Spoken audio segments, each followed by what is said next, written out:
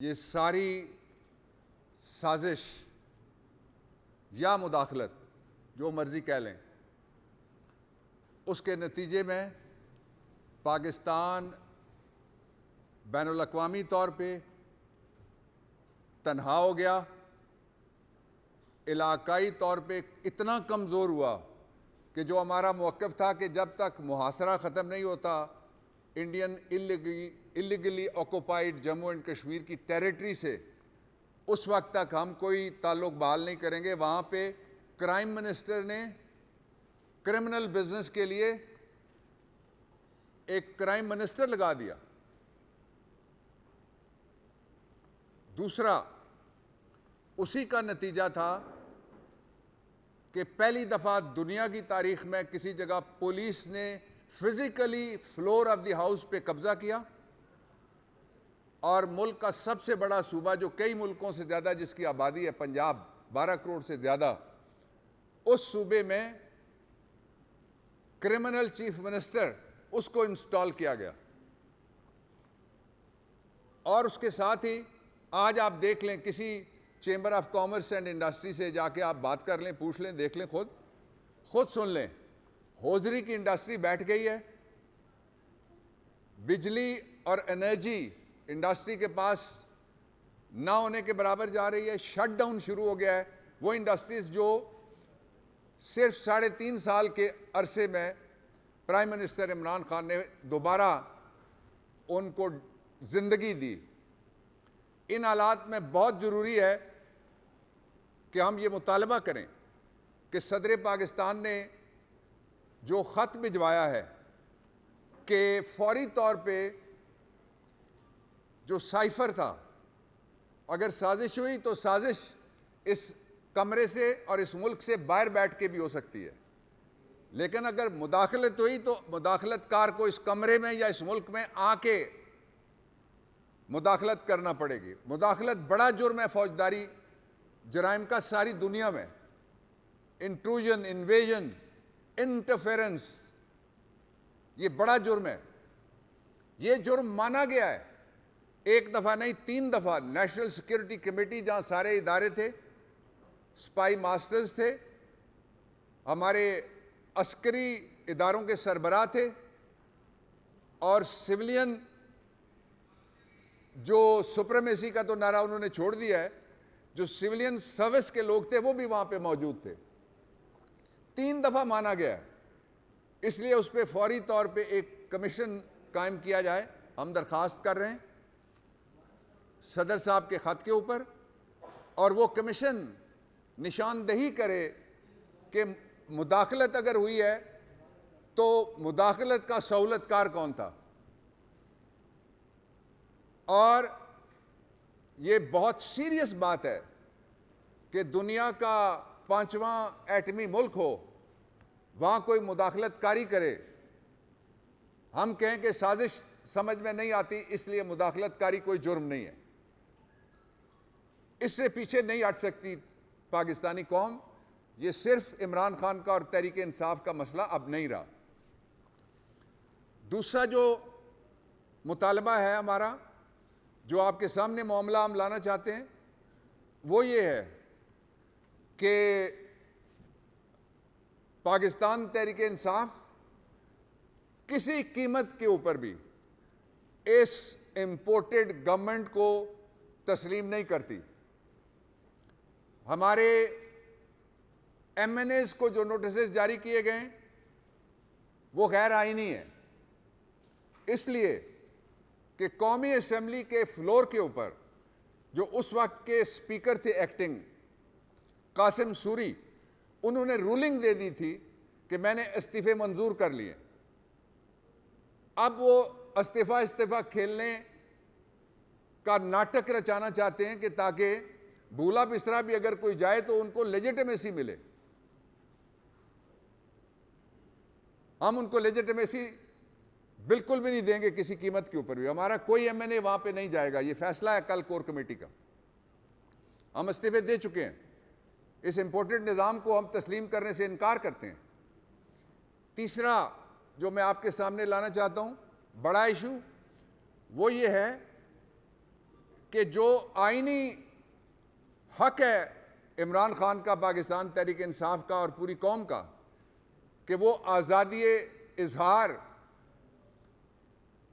आज़ादी इज्तिमा, राइट और freedom of expression, right to associate, assemble और जलसा जुलूस, वो आइन बुनियादी हुकूक, फंडामेंटल राइट्स देता है।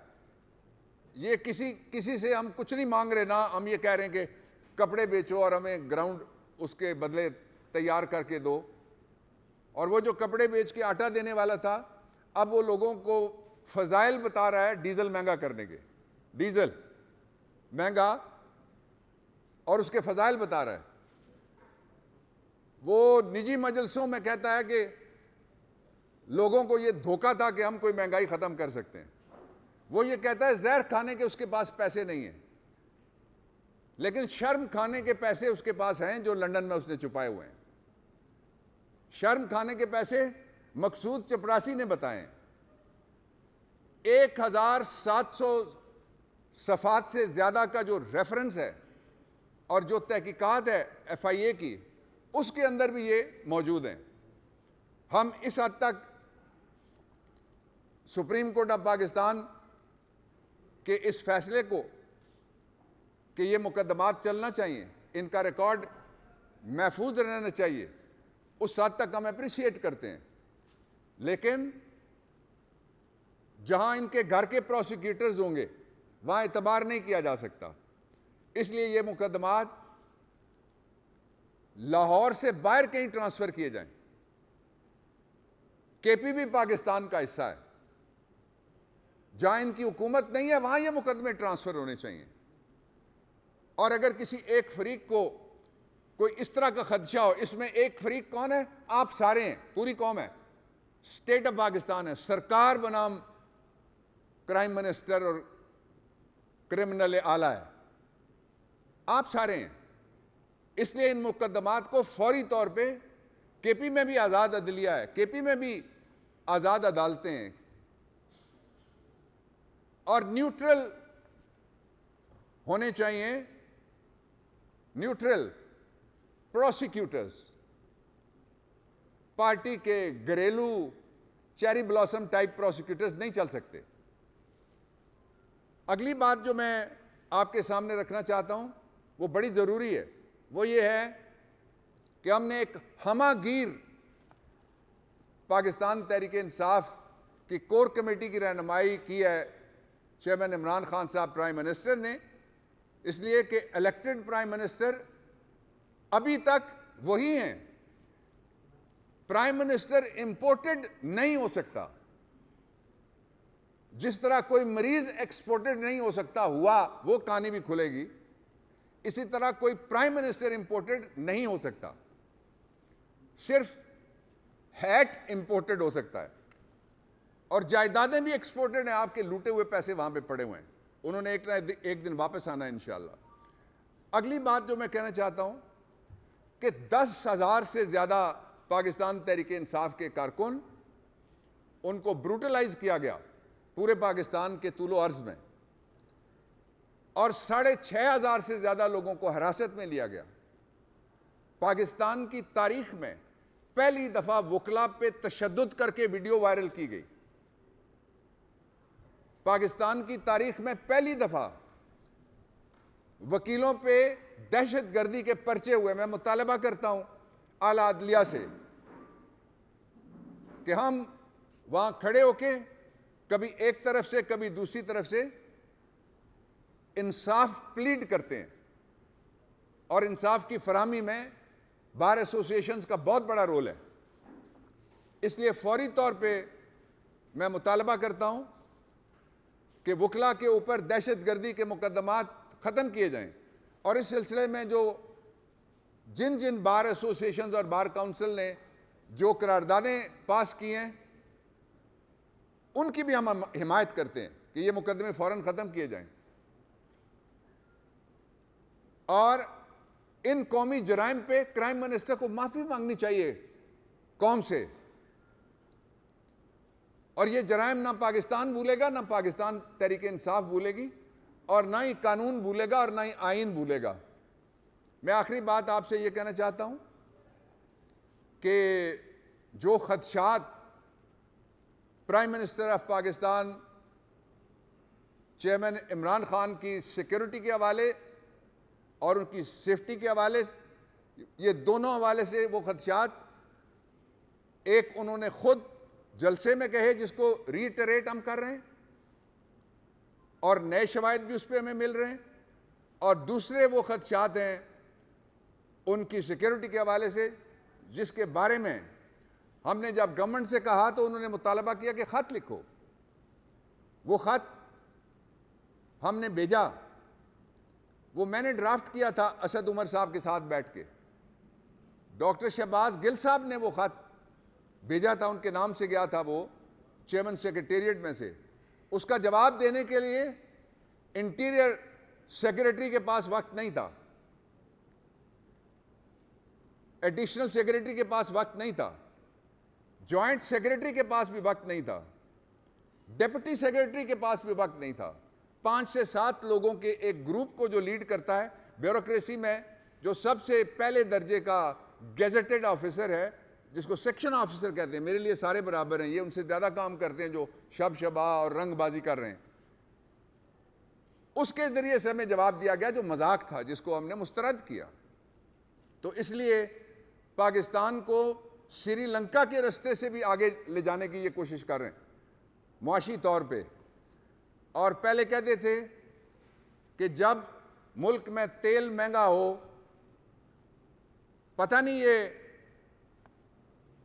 कैसे अल्फाज बड़े सोच समझ के भतीजी ने अपने चचा के लिए इस्तेमाल किए, और जलसे में पोस्टर लहरा के कहा कि जब मुल्क में तेल महंगा हो, पेट्रोल महंगा हो, डीजल भी महंगा हो, तो समझो कि प्राइम मिनिस्टर चोर है, कोट अनकोट। आखिरी बात मैं ये कहना चाहता हूं कि फौरी तौर पे जो इस वक्त सारी सरबस्ता सरगर्मियां हैं, उनको पब्लिक करने के लिए हम काम कर रहे हैं। आपको बताएंगे कि पाकिस्तान के प्राइम मिनिस्टर किस तरीके से अपने कारोबारी मुफादात का तहफ़्फ़ुज़ करने के लिए सरकारी ओहदा आज भी इस्तेमाल कर रहे हैं।